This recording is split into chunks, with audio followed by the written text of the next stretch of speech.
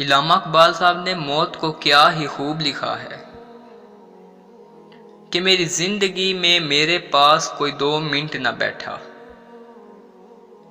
कि मेरी जिंदगी में मेरे पास कोई 2 मिनट न बैठा, लेकिन आज सब मेरे पास बैठे जा रहे थे।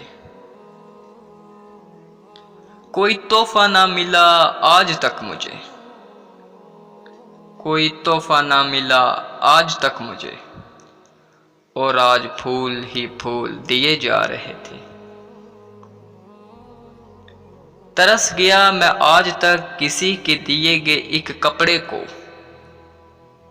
तरस गया मैं आज तक किसी के दिए एक कपड़े को, और आज नए नए कपड़े ओढ़े जा रहे थे। 2 कदम साथ न चलने वाले आज, 2 कदम साथ न चलने वाले आज, वो काफिला बनाकर चले जा रहे थे। आज पता चला कि मौत कितनी हसीन होती है, आज पता चला कि मौत कितनी हसीन होती है। हम तो यूं ही जिए जा रहे थे।